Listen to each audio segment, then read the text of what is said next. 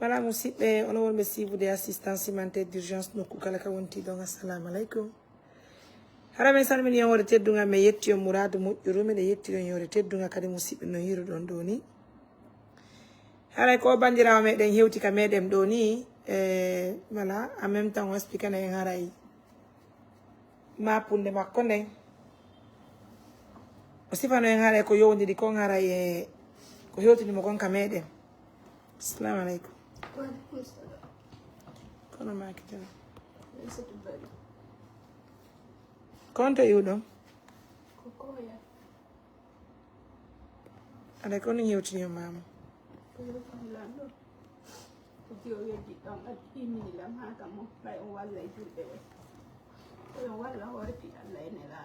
onon fof ko yimtude e ɓaawmo ngam mari fayɓe tato moƴƴi an feƴƴini ko soutenance ɓen ɓe janngude no ɓe janngira e wonunde amen nden koye occasion men woni isi ɓe kotomoji amen wondunoɓe hummi e ɓen ɗon ɓe haɗi ɓe yaltini lamɓe suudu anno waddi on ko affaire ɓe gure maɓɓe ɗen ton andi tun an si gorko ma ala e galle yawreji ɗin fo a yiyey tawana ya suuso e nenninaaɗe eni wo joni so tawi wata wonde leyɓere ɓe gudi maɓɓe ɗi aɗani komi yaltuni kam préféri yaltugol mami yeddaɗi suudu kono waɗi lebbi ariɗi sella sina ɗum allah débrouillarade hoore am mi yee joni noon ala hunde ko min ɗumanda ɓay ko yangoe waɗini un mois ɓe janggal o mois ɓe ƴuɗoɗoɓe janggal en kon min wallitola hoore fi allah e nelaɗo mi jeeji o non fuɗɗittoɗa seeɗa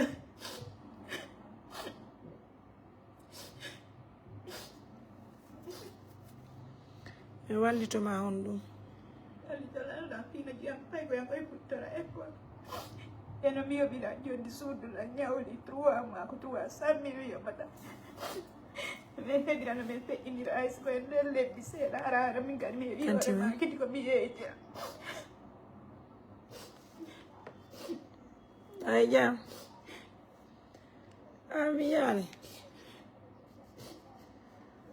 wo kadi ɓeno ok mi faami na laata no e jam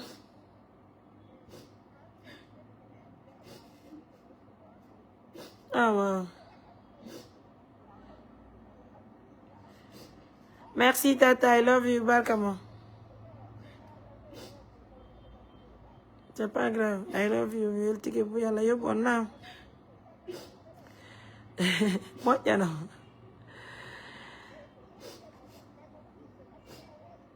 Den don, je n'ai pas de temps, je l'ai émission donne.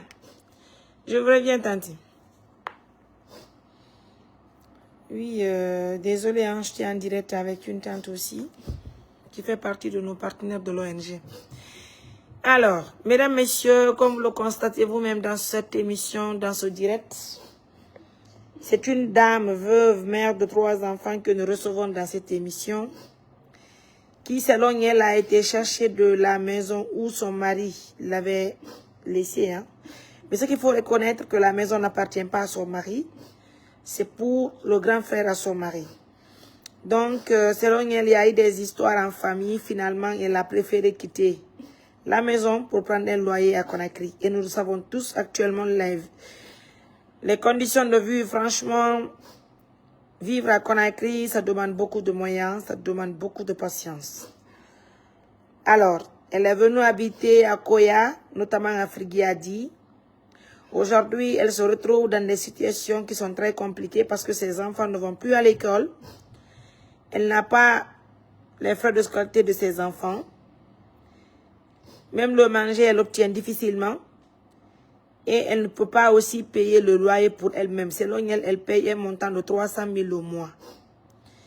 Donc, on fait ce direct, encore une fois de plus, pour attirer l'attention du monde entier sur la situation de cette dame. Elle mérite le soutien de tout un chacun. Ensemble, on va encore une fois de plus,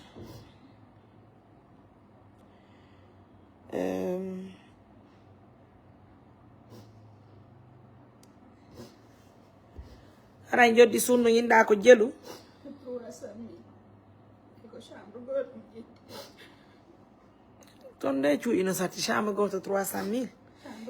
cash et tout ça. Pas que non kon do ni jangude. Ay ko privé jangude ko privé ton.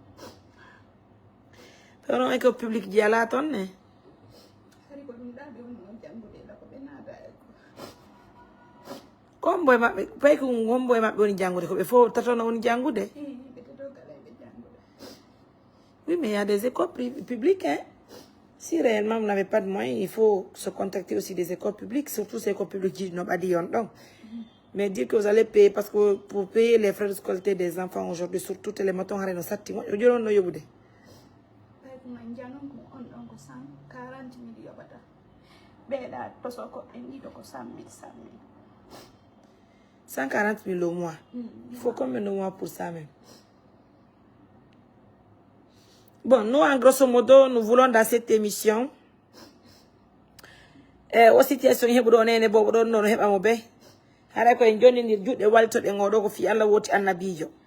première des choses, avant que on continue, vous pouvez payer pour elle. Si tu as partenaire, je me dernier sous ko ya tong hanabilitonde. Eden tori yon ballal ye lubanye ngodo ko wona kanko bi e makko be hare non takko bure mu de parce que sta woni yobata joddi suudu haray situation on kadi ho yipandi si sta woni on libani e mo suudu ko waawa wonte kanko be andi to modi makko won ko feƴƴini dum do kadi heba e mo be ko dum wadi haray pikiri ndi welafi eden tori yo Allah naadu modi makko aljanna e surtout kadi okora mo fere no tambora bi e makko ben deuxièmement si sta woni fere hebi ke fi suudu. Aidez-nous si vous avez construit une maison, en tout cas, télématon, Kouria, c'est bon? Bon, je sais pas trop, je pense qu'il y avait une tante qui m'avait parlé, je sais pas si c'est Johnny Gossundou, mais quand même, on m'avait parlé d'une maison à Kouria. Je sais pas trop, certes, c'est une émission que vous avez vu. Modi mako woni ko fekkini e wi makko ari mon julade ko don kadi fop ye nyamete mabbe on hari mon nawni tout est compliqué ça arrive quand même dans les foyers néanmoins on demande de l'aide en to yi ballal si tay woni ido mari suudu tele maka medem to meden tori yon ballal ye walli to onene bobo waawa hebude ko wona don haraw jobata deuxièmement kadi si partenaire membe no jenti bebe Allah okkori fere buri ni so wona ni en sabu on walli tan ngen koy do pay ko woni ko jangi ton hare kadi meden tori yon ballal. En tout cas, grand merci, Inch'Allah. Meden tori yon ballal ko moƴƴa. Si tawi woni le kadi feere heɓaki fi suudu ton. Hara meden tori yon ballal fi yo walli to en fi joddi suudu makko no lewru be ko 300 000. Ko be men no wawi wadde goɗɗum fi waltago loɗo nene bobo ko fi Allah woti annabijo meden tori yo ngal ɗon ballal. Ko musidɗo meɗen hato jinɗo e ballal mo modi mum feƴƴini. Tawata mo acci ɓiɓɓe tato kanko nene bobon ko wakkili ko so tawi woni mo mari hoore makiti ko yeeyira kono so ala hoore makiti ko yeeyira hara pikidi wela fiiɗa jangi seeɗa ko noon kadi woni pour andi c'est pas facile parce que hande so tawi woni yo golla station ɗo fotera mo jangi pikidi hara ko gollete wo tigi tigi on ko golla ɓete ara ko janguɗo kadi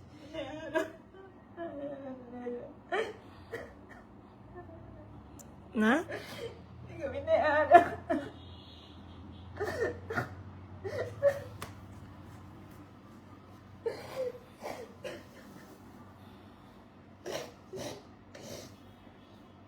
Tu peux me donner 2 sacs de riz, un bidon d'huile? Il y a du lait?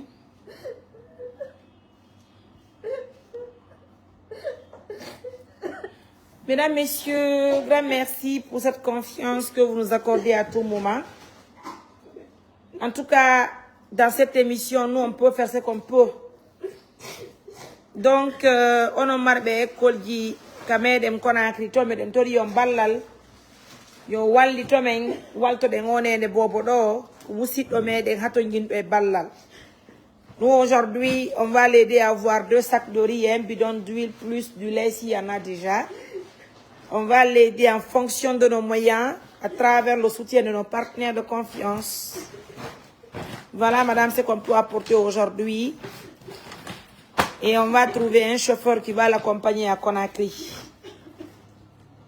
Ce qu'on peut apporter comme soutien, ma chérie. Aujourd'hui, on va apporter 2 sacs de riz, un bidon d'huile et un carton de lait pour les enfants. Il y a le sucre, non? On peut avoir 5 kilos. On va rajouter le sucre pour ces enfants. Frère, si tu es là, essaie de payer son transport. Madame, maintenant tu as transport. Ma kohara wali me moya. Ma yobana men on jodi surba ko dum fi lebbi tati fi Allah mi jonno ramodo ya. Dogu chéri mi ma. Merci donc à nos millions de partenaires. Chacun peut quelque chose. Hein? Il faut m'aider. Walli niren, walle nene goto meɗen on. Ara kono woniri meɗen tori yon ballal ko fi Allah woti annabijo. Hiɗa mari congélateur. Ah.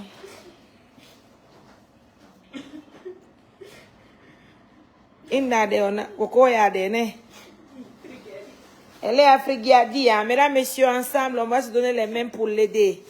Plus de 500 personnes dans ce live. On peut quelque chose. Chacun peut quelque chose. En tout cas, nous avons fait 2 sacs de riz, un petit d'huile, un bidon d'huile et un carton de lait. Donc, frère, s'il te plaît, je m'adresse à tout le monde ici. Si vous nous pratiquez maintenant, nous vous demandons de l'aide. Dans l'urgence, on va aider cette mère qui est veuve. Son mari est parti. Très loin d'elle. Elle a besoin d'une assistance pour ses enfants. Ses enfants doivent continuer l'école. Et surtout dans cette vidéo, il n'est pas dit forcément de faire appel à nos partenaires de bonne volonté, mais aussi à l'État guinéen. Vous savez, aujourd'hui, ce que je disais à l'entame de cette émission, il faut reconnaître que le ministère en charge de la femme, de la famille et des solidarités, c'est un ministère qui a plus de charges en Guinée. Parce qu'aujourd'hui, les personnes vulnérables sont de trop en Guinée. Il faut sortir de Conakry pour comprendre la souffrance des uns et des autres. Mais bon, même nous d'abord qui sommes sur le terrain, qui souffrons matin, midi et soir, nous avons des difficultés à rencontrer les autorités pour expliquer nos situations, pour expliquer, même il ne serait-ce que nous donner juste un soutien moral, nous n'avons pas obtenu la chance. Par exemple, nous, assistants humanitaires d'urgence, il y a de cela plus de 2 ans, je dis 2 ans, bien 2 ans, nous cherchons à rencontrer Madame la ministre de la femme, de la famille et des solidarités. Nous n'avons pas obtenu la chance. Je vous dis 2 ans. Ah oui, 2 ans. Nous n'avons pas obtenu la chance. Si on parle, c'est des choses qui vont tomber. Raison pour laquelle on va patienter. Certainement, Dieu va nous donner la chance, un jour, d'être parmi les éléments de ce ministère. Parce que reste clair, le travail bien fait est toujours récompensé. Donc, on va solliciter encore l'attention du monde entier et surtout l'attention des responsables de ce département de comprendre que la Guinée, c'est une même famille. Et comme je le dis toujours dans les émissions, la Guinée ne se limite pas simplement dans la capitale Conakry. Acceptez de recevoir les personnes qui font du sacrifice matin, midi et soir pour la population guinéenne. Madame Khadija Baldé, je ne sais pas si c'est Sister Khadi, appelez-moi sur le 629 88 43 94. Je suis dans ce live pour qu'on se donne les mains afin qu'on puisse assister cette mère. Si vous avez des maisons à Koya, à Kouria, partout d'ailleurs à Conakry, si vous avez des maisons, je vous demande humblement de faire en sorte de l'aider, de l'assister pour qu'elle puisse trouver un toit, pour qu'elle puisse trouver un logement digne de nom où elle va rester avec ses enfants. Deuxièmement, si vous avez les moyens de nous aider pour les frais de scolarité de ces enfants, ça nous fera plaisir, c'est avec un grand plaisir. En tout cas, pour nous aujourd'hui, nous avons obtenu 5 kilos de sucre, un carton de lait, un bidon d'huile et 2 sacs de riz. C'est ce qu'on peut apporter aujourd'hui pour cette dame. Chacun peut faire quelque chose pour elle. Assistance humanitaire d'urgence a commencé déjà les pas. Si vous en avez avec vous, aidez-nous, soutenons-la. Dieu va nous protéger avec ses enfants, Inch'Allah. Ce qui reste clair, ce qu'il arrive aujourd'hui, c'est vraiment compliqué, c'est vraiment pitoyable. Mais ce qui reste clair, si on se donne les mains, on peut l'assister sans que quelqu'un ne souffle là-dedans. C'est vraiment triste, ça va aller, Inch'Allah. Exactement, ça va aller, l'espoir est permis. Sur le 629, 88, 43, 94, mesdames, messieurs, si vous nous pratiquez à l'instant T, harameɗen tori yo ballal musidɓe yo walliren ko fi Allah woti annabijo harameɗen tori yo ngal ɗon ballal ko yowdiri kon haray yo musidɗo meɗen ɗo imo haton gini e joddi suudu lewru be lewru haray no handirɗon noon oui allô oui madame Khadija c'est mon numéro oui ça va on nous parle.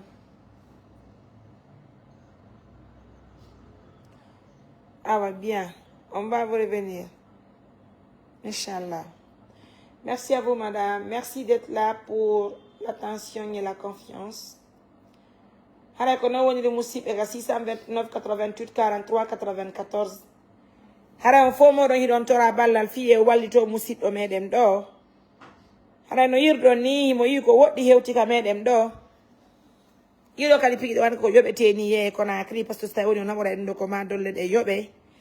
Donc ensemble on peut l'aider, on peut la soutenir madame Khadija.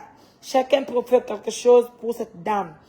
C'est sur le 629 88 43 94. Si tawi woni yon heɓu ko o yeeya wallitiɗen mo haray hino wondi e baraji. Si tawi kadi woni musidɓe en heɓanmo suudu hino wondi e baraji. Se nettamo jondi pay koye ka lekkol asinaɓe fof on kan no wondi e baraji. O be men ko waɗi wo waɗani hoore muɗum. Hara meɗen tori yo ngal ɗon ballal musidɓe ka 629 88 43 94. Donc haray hande ko honno ɓurɗa e maporde tigi. Haray ɗum ɗo taw ko an jeeyi ɗum ɗo ko ɗum ɗo woni komin wallitorma ka bureau ɗo. Saku ɗiɗi maaro e ɗan nebban ɗo e kilo 5 sukkar kañum e hoɓira ɗo ɗuuɗa haray ko biri komin mari komin wata wallitorde on onon juɗɓe reɓɓen ɗo nani amin si partenaire ɓe amen ɓe noon walli men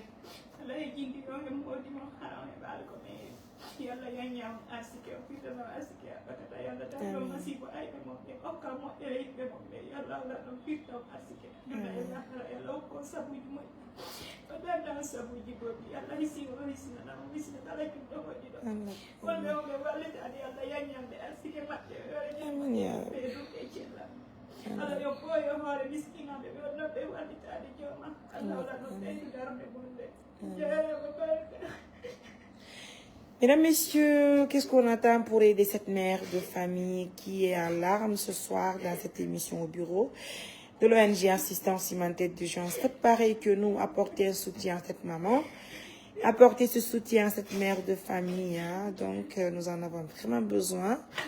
Remeden turiyon ballal ko fota wana seda walliron mo musidɓe raymo turiyo ngal ɗon ballal ko murradu moƴƴuru haray ka 629 88 43 94 haray kala musidɗo meɗen wonɗo suivude men feno sayi ɗo ko yon andinti juɗɓe Allah ɓen haray mo ɓe no hattoñini e ballal kono noon haray kadi onene poɓo no hattoñini e ballal on tini no moɗi makko feƴƴiniri ni e nder Conakry ti kadi paykoy koye on tini paykoy koye no fewdori noon haray koye ɗon kadi paykoy no hattoñini e yaadu l'école e hattoñini e muɗum ko fota wona e seeɗa. En tout cas nous vous disons grand merci de cette confiance et de l'attention. Donc so heɓi feere fi suudu ma on heɓi feere kadi fi ko wondiri o hara meɗen tori yo ngal ɗon balla nani musidɓe ka 629 88 43 94 nokku kala ka wonti ɗon haɗa ko andintingol ɗon juɓe ɓen fof no sifuɗen fen o sayi ɗo mo be ko heɓi o si wallitiki oɗo nene bobo haray no wondi e baraji moƴƴa so heɓani hen toon fi suudu aray meɗen tori yo ngal ɗon ballal so heɓani hen kadi to musidɓe fi joddi koye pay koye ka l'école haray meɗen tori on ballal so heɓi kadi le ko oɗo nene bobo golla ma so heɓi feere ko okkoromo fi yo yeeyu haray foye mum yo Allah okko e baraji mum haray den torangol on balla ka 629 88 43 94. On va vous laisser visionner la vidéo. En tout cas, grand merci. Merci donc à nos millions de partenaires. Prenez bien soin de vous.